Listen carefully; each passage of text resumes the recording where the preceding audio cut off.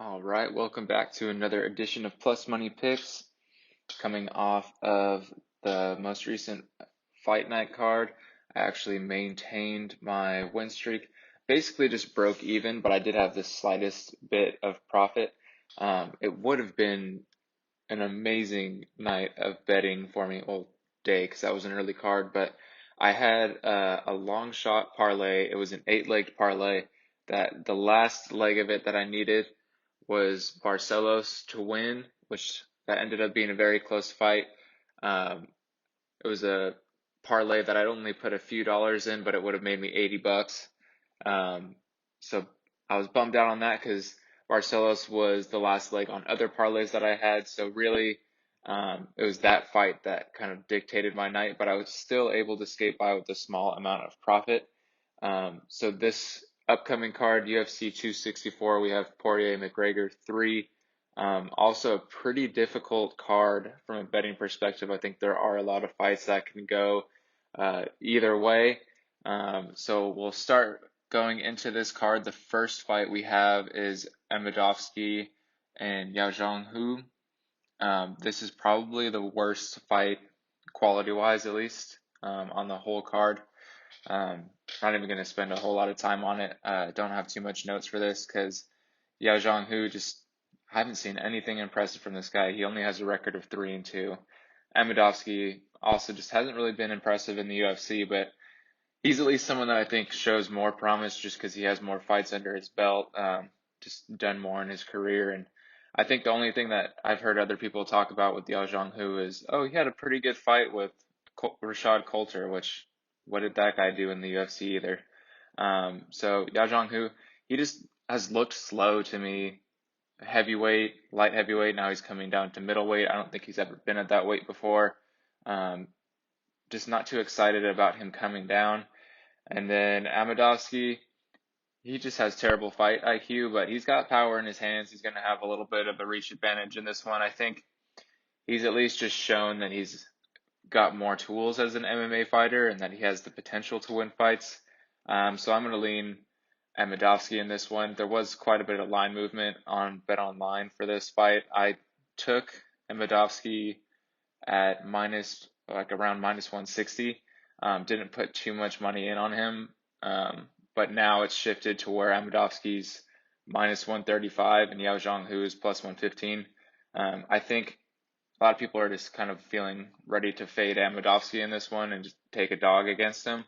And then people have kind of dug into the background of Yao Zhang and think that he has some tools to beat Amadovsky, which could be true, but Yao Zhang hasn't shown much promise to me. Looks like a very slow fighter.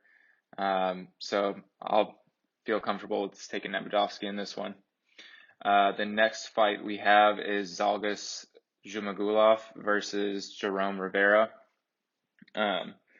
Zhumagulov is in this one pretty big favorite. Right now I think he's sitting around let's see, it's in the minus 300 range. Yeah, now he's down to minus 310. He had been around minus 360 earlier in the week and last week.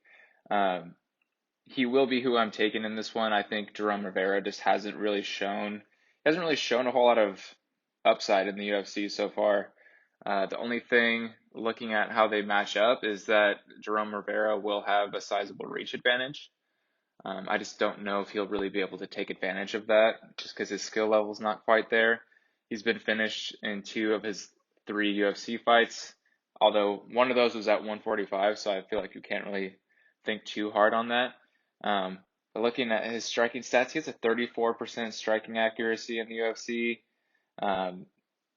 He could slow down the fight, I guess, by using his length if he gets taken down on the ground, kind of just drawing out the grappling down there. But I think his low accuracy could really open up some counter striking opportunities for Zhalgas. And Jerome Rivera is just not going to really have too much cage control in this one. I think he's going to always look like he's being dominated. Zhumagulov hasn't had a whole lot of success in the UFC so far, but I think he's someone that will get wins in the UFC. In his past career, he has wins over Tagiru Limbekov, Tyson Nam, and Ali Bogdanov. So he has beat some quality people. I think there's a good case for him winning his fight against Raulian Paiva, and I would definitely rank Paiva above Jerome Rivera. Zhumagulov, he has plenty of experience going 15 minutes. I don't really worry about him gassing out that hard. He'll throw some heavy shots that I think could really sway the judges. He's got a bit more striking accuracy and better striking defense in this one. Yeah, and I think he'll probably be the one getting takedowns. I think just scoring wise, there's no reason to think that Zhumagulov should lose this fight unless Rivera really does figure out a good way to use his length in this one. So, yeah, Zhumagulov, he's someone I've kind of just been sprinkling in parlays. The odds have kind of grown to where it's not really worth it to bet him straight all that much. Prop bet wise, I guess you could possibly even take a stab at him by decision. I could easily see this going all 3 rounds because a lot of Zhumagulov's last fights have gone the distance even if he's lost. So yeah, pick for this one, definitely Zhumagulov, and he's kind of just like a parlay piece for me this week. So next we have Akhmedov versus Brad Tavares, and this is actually my first dog play of the card, just because Akhmedov, he's a decently well-rounded fighter, so I think he's someone that when you see plus money on him against an opponent like Brad Tavares, who's kind of hit or miss in the UFC, kind of makes sense to put a little sprinkle on it. So looking at how they match up, Brad Tavares, does he have a reach advantage in this one? Actually, yeah, a slight reach advantage for Brad Tavares. Both guys about the same age. Brad Tavares has been the favorite ever since I've seen the odds on this one. Currently, the line's sitting at Brad Tavares being minus 160 and Akhmedov's plus 140. Hasn't been too much shifting. That's pretty much what I've seen all the way through. Akhmedov, his path to victory in this one would be to get maybe at least like 1 or 2 takedowns in this fight and then just draw out some grappling exchanges, maybe cage pressure. I don't think he has trash striking, so I think there is a chance that he could land at least some shots on the feet and keep it competitive on the feet with Tavares. And he'll have to have some striking success because Brad Tavares, he is someone that's difficult to take down. And he's going to have, Tavares, I would say, is definitely going to have the cardio advantage in this one. But Akhmedov, he is someone that'll still beat at round 3.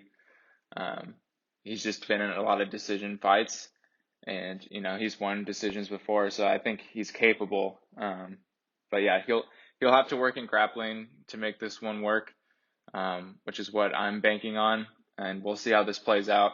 But I think Akhmedov is a pretty decent dog play this week.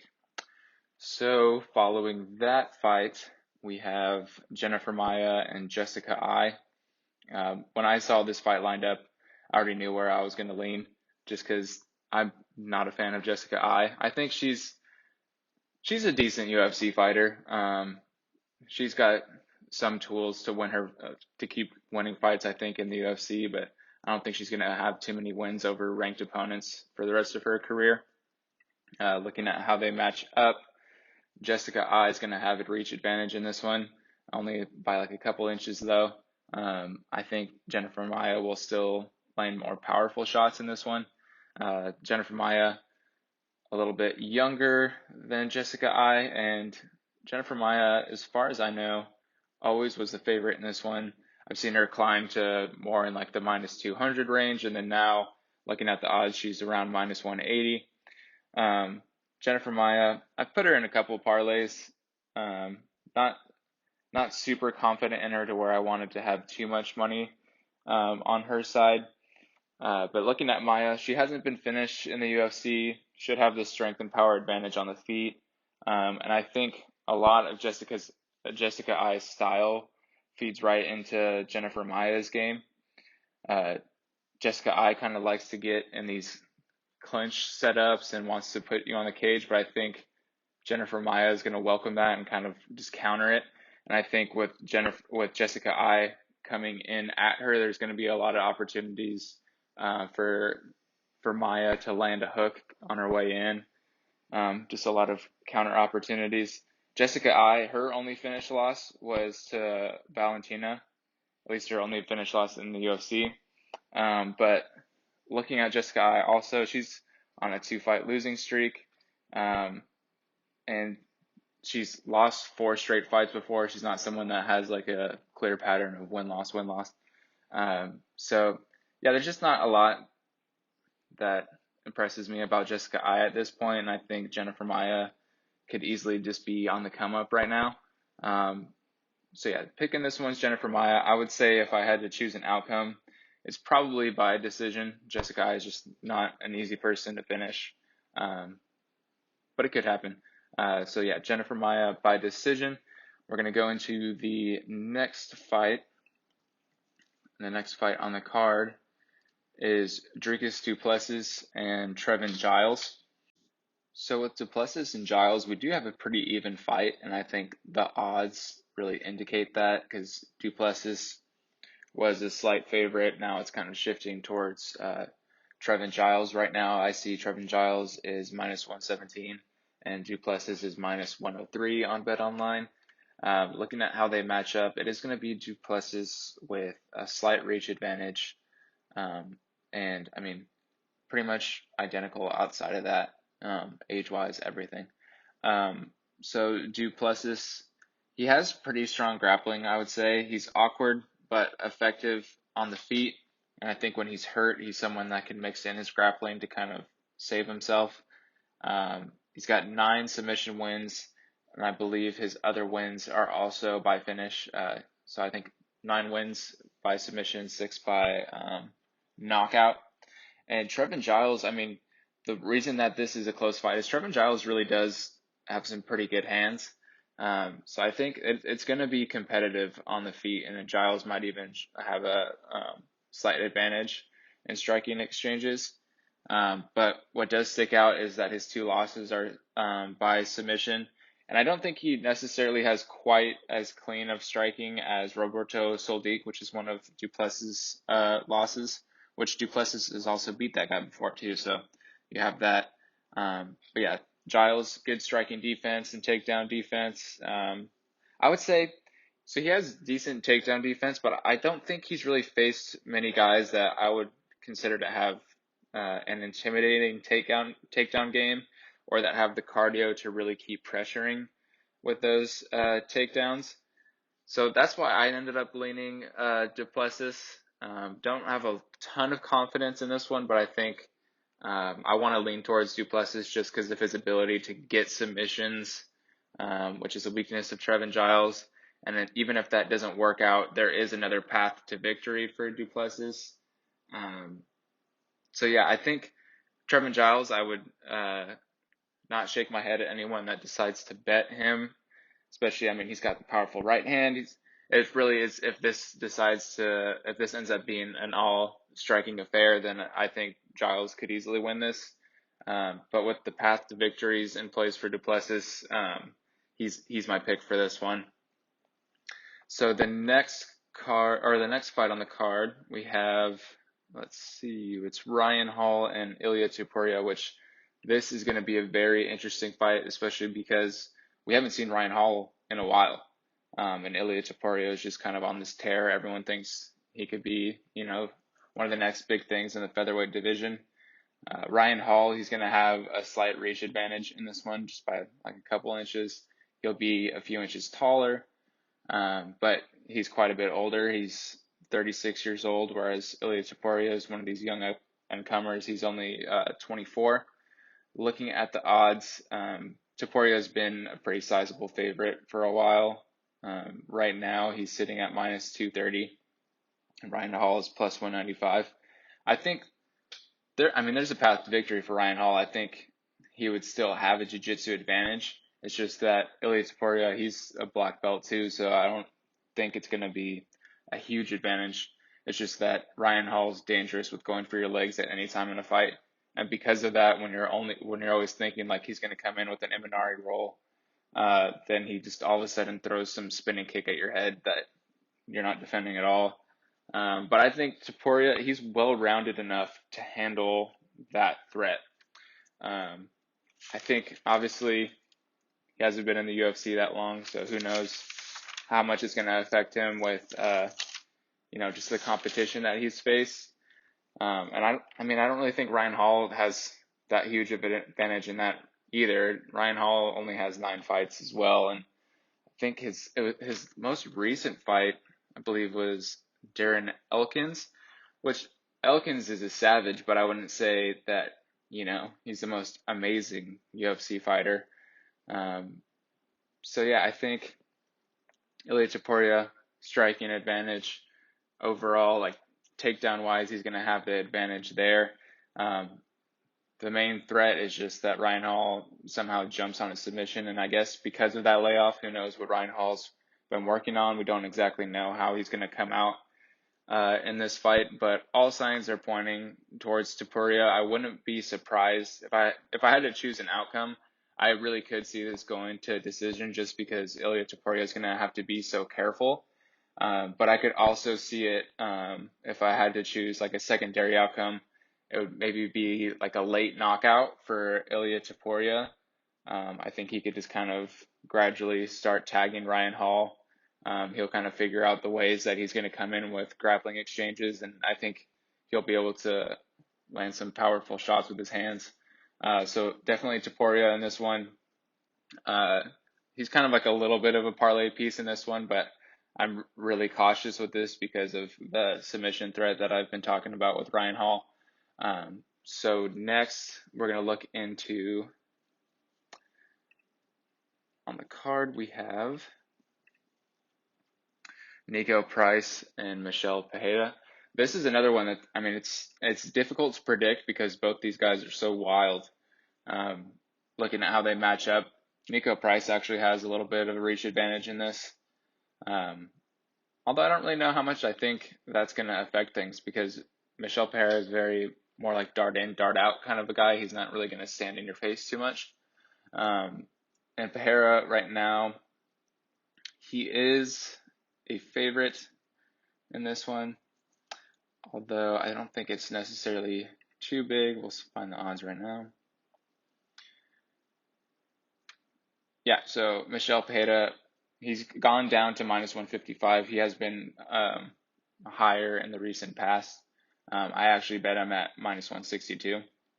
And Nico Price coming back at plus 135. So Pereira, he's actually going to be the younger fighter in this one. I like seeing that he has a 54% striking accuracy and a 58% striking defense, which isn't, wildly impressive, but it's pretty good. And he lands more significant strikes than he absorbs. That's 3.74 versus 2.84. So almost a full strike difference. It's pretty decent. I think it's really going to be his movement that's going to make this fight interesting. I think because of that movement, that's why I don't really worry too much about a reach advantage for Price. Striking stat-wise, when you look at Nico Price, he's got a 41% striking accuracy and a 49% striking defense. So that's why I think, Pereira can come at you from any angle with his strikes. And with that dart in, dart out, if Price isn't really on point with landing his shots, I think he's going to get tagged quite a bit. And we've already seen Nico Price lose a fight by doctor stoppage before. I think he really could get cut up and bruised up in this one. And that's not going to help him either just with trying to stay in a fight or on the scorecards. When you're looking at Nico Price as far as strikes absorbed versus strikes landed, with significant strikes, he absorbs 5.83 and only lands 5.33, so you have a negative differential there. Not something I like to see when he's going against a dynamic person like Pereira. All of his losses are by finish. He does have better UFC experience as far as who he's facing, better competition and everything. He's fought Luque twice at this point, which is a good fighter to be facing in your career because Luque is a beast, but he got finished in both those fights, so not the best outcome for him. I think Price, he's going to be the one trying to come forward a lot, but I think Pereira is just going to be able to get out of the way of a lot, and ultimately Price is going to be the one showing damage worse in this fight. So if history shows us anything, it's probably, if Price loses this fight, it's probably by finish. But I don't see Pereira as someone that's really going to pour it on Price enough to take him out. So I'm actually kind of leaning towards a decision, but I didn't bet an outcome in this. So yeah, right now I have Pereira straight. I bet him at minus 162, and I kind of feel okay about that bet. But Price, he's just a dangerous fighter. So I also think that he's a pretty viable underdog in this card. So next we have Max Griffin and Carlos Condit. And to be honest, at this point, Carlos Condit is just someone that I don't see myself really betting unless he's facing, another older guy kind of at the end of their career. Looking at how they match up, I mean, there's not a huge age difference between these guys, but I think Max Griffin, definitely younger, fresher. I don't think he's really had to come back from quite as difficult of injuries as Carlos Condit has. They're about the same reach-wise. Carlos Condit will be a little bit taller. And then Max Griffin, he's been the favorite for as long as I've seen these odds. He's minus 185 right now, with Condit coming back at plus 160. And Carlos Condit, I mean, this is why I'm just really not confident in really ever betting him anymore. He was on a 5-fight losing streak before beating Matt Brown and McGee. And those aren't exactly the most impressive wins either. That's like I was saying, those are older guys kind of near the end of their career too. So those are probably the fights that Carlos Condit will continue to win. But Carlos Condit, when you're looking at his stats, so ones that jumped out to me: 39% striking accuracy, 39% takedown defense. And I think, with that, he's just taken more damage in his career than Max Griffin has. Max Griffin, his only finish loss was to Covington. I thought his knockout of Kenan Song was, that's a powerful knockout, so it shows that he's still got it with his hands. I think there's a decent chance that he's going to be able to secure takedowns against Condit, because Condit's just not someone that defends takedowns particularly well. And Max Griffin's been facing younger, fresher competition, whereas, like I said, Carlos Condit kind of getting matched up typically with these older, not so fresh kind of guys. So yeah, I leaned with Max Griffin in this one. I think I even put him in some smaller parlays. Not super confident in it, but it's more just a fade of Condit at this point. I'm just not going to bet Carlos Condit. Outcome-wise in this one, I do see it going to decision. Wouldn't be surprised if Griffin really starts pouring it on Condit and it's just like a TKO finish, but I could see it going to decision and Max Griffin being on the winning end of this one. So next, in this UFC 264 card, we have Sean O'Malley versus Chris Mattino, which I feel so sad that this is the matchup that Sean O'Malley gets. I really thought that they were going to try to set him up with someone that's actually going to mean something ranking-wise, but they pulled this random guy off the regional scene. Chris Mattino 9-4, Sean O'Malley 13-1. And the thing too, looking into Mattino's record, is he is someone that has been finished, which just makes this matchup even weaker, I think. I think really Sean O'Malley should finish this guy first round. It wouldn't be out of the norm for Mattino to lose that way. I was leaning towards betting a first round knockout, but knowing that Sean O'Malley really likes to make a show out of all of his fights, regardless of if it's against a quality opponent, I wouldn't be surprised if he tries to fish for a submission after hurting him. So with the odds not really being that much different for the first round prop versus the first round knockout, I decided to just bet Sean O'Malley round one in this one.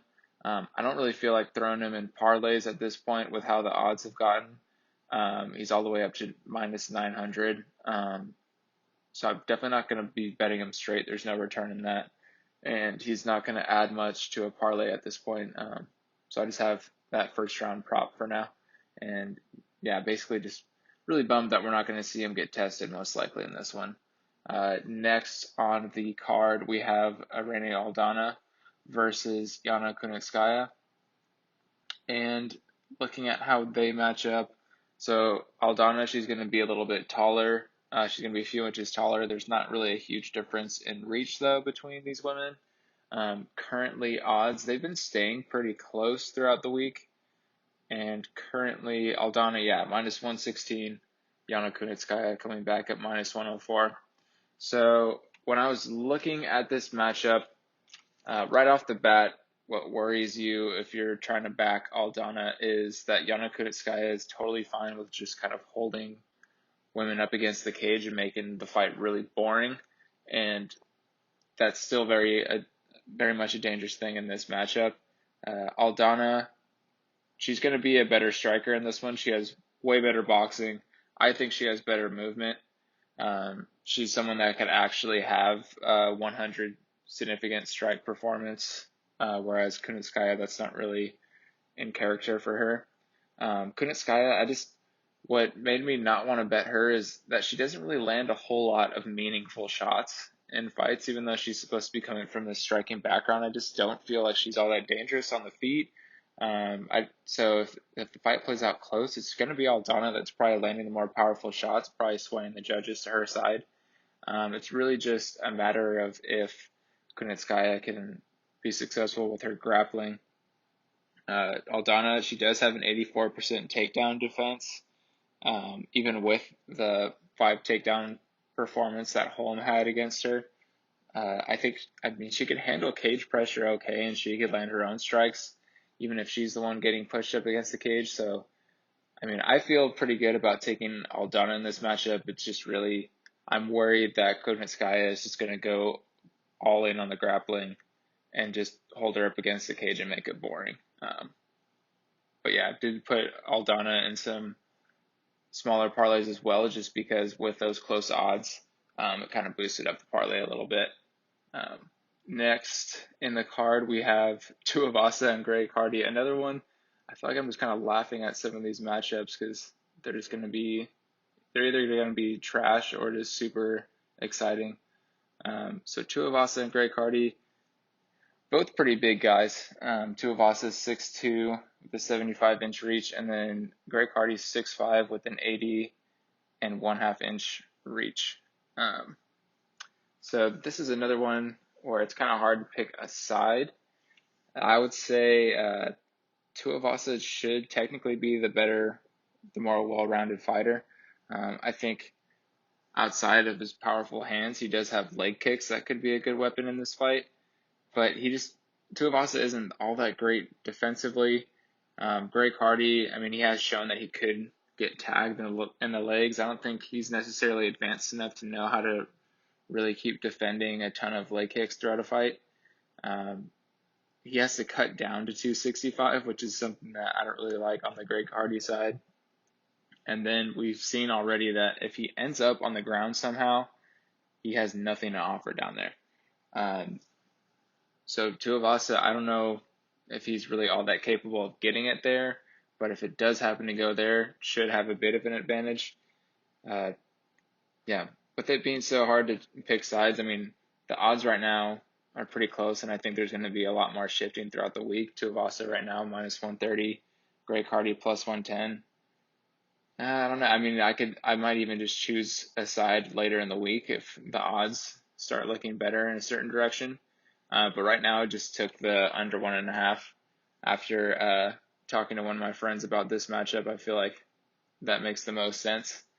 And then I think I might have already put Tuivasa in my long shot parlay for this week, but just I don't really feel too confident about either side. I do think most likely it doesn't go the distance though, just because both of these guys are just going to be throwing bombs at each other most likely. So we'll just move on to the next one. Next we have Gilbert Burns and Stephen Thompson. So this one, when the odds opened up and I saw decent plus money on Gilbert Burns, I kind of jumped the gun a little bit. Probably should have taken a little bit more time before I made my bet. But currently, so Gilbert Burns, the odds had kind of widened for a second, and I think now they're now they're closing back in. Stephen Thompson minus 155 and Gilbert Burns is plus 135, which I had bet Gilbert Burns when I'd seen the plus 135 a while ago, and then kind of like sprinkled a little bit more once he climbed to over plus 140. So Burns, what made me nervous about the fact that I had already kind of taken him without doing too much research is watching his fight against Usman. He got tore up by Usman's jab, and Stephen Thompson is definitely capable of throwing in long, sharp strikes like that and just piecing him up. Gilbert Burns, he just has to stay more composed in this fight if he can't just start kind of panicking once those types of shots start landing on him. I think he should focus on cage control instead of just straight up takedowns, because Stephen Thompson has pretty good takedown defense, but I think he could at least just kind of like slow down the pace of the fight by focusing on just holding him against the cage and making him defend those kind of positions. Because Burns, he's not gonna outstrike Stephen Thompson. He's just a lower volume fighter anyway, and Thompson's just a very strong point fighter. He's gonna have a 4-inch reach advantage, so he'll be able to stay at a further distance this whole time. I guess as someone that's backing Gilbert Burns in this one, I like that Stephen Thompson hasn't really faced a grappler in quite a while. But at the same time, like I said, Stephen Thompson, great takedown defense throughout his career. He's got good movement. And I think the only time he was taken down in the UFC multiple times was Matt Brown, but that's all the way back in 2012. At the same time, Thompson's last knockout win was in 2016, so I don't really know how much he'll really he's going to probably outpoint Gilbert Burns, but I don't know necessarily how much he's really going to be damaging him. So I think Gilbert Burns, his path to victory is just to slow down the fight by filling it with some grappling, and I think he's good enough on the feet that he could land some strikes, but I do see this going to a decision. Most likely it is going to be Stephen Thompson that takes this by decision. But I just bet Gilbert Burns straight, and I think if you wanted to get better plus money on Gilbert Burns on top of the plus 135, then you bet him by decision. So then now we're all the way to our main event, which is, of course, Conor McGregor and Dustin Poirier. So looking at how they match up, same height, not too much difference in reach. They had stayed at even money for a really long time, but now Dustin Poirier is kind of starting to become a bigger favorite. He's minus 128, and Conor McGregor's plus 108.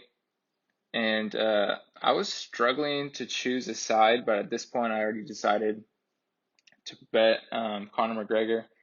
Once I saw someone kind of in the plus money, I figured I'd just go with that side just because they really are so close, and I think there's a lot of factors that could change how this fight plays out. When I was watching their last fight, so obviously Poirier took him down really quickly, which seemed to just kind of be a matter of, quick surprise, and McGregor got out of that position really quickly, so I'm not really going to spend too much or worry too much after seeing that. McGregor, he was having some success in that fight, but he just was really focusing on his boxing, let his legs get tagged up to the point that he just really couldn't move. And honestly, even when he was struggling to move with that leg, he was still landing some shots. So I think if you're someone that's backing Poirier, that's not exactly the best thing to see out of him. And Conor McGregor, I think he really did show that he's capable of holding Poirier on the cage, which is an advantage that Poirier likes to have in his fights. And I think in this one, there's a decent chance that Conor McGregor is going to come in and switch. Like, he's going to start mixing in kicks to his arsenal.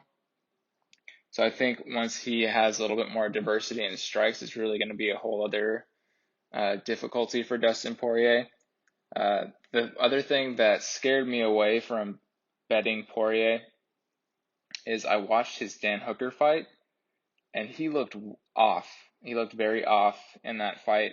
Both him and Hooker, they both got really slow very quickly, and everything looked very labored, I thought. And Poirier was getting wrecked by Dan Hooker at a certain point in that fight, and he did bounce back from taking a lot of damage, but I just don't think if that situation plays out again, I don't see him blasting against Conor McGregor. So I think McGregor really does have a solid chance. And in a fight that I already thought was, going to be 50-50, I figure why not take the stab at the person that's plus money. I think there's a decent chance that the line's going to just keep shifting all week. So who knows who's going to end up being the underdog by the end of the week. But yeah, after a lot of thought, I'm going to take McGregor. And then, of course, I don't think this fight goes 5 rounds. So possibly would even add in a Conor McGregor by knockout prop later in the week. But currently just fine with taking plus money and only putting a small amount of money on this one because it really could go either way. And that is all of my picks and predictions for UFC 264. Good luck to everyone out there with your bets this week. Definitely a difficult card for betting. There's a lot of 50-50 fights in my opinion, and it's setting up for a lot of weird fluky things to happen throughout this card. Like always, do your research. Make sure to give the video a like, and please subscribe if you've been enjoying the content. And good luck to everyone.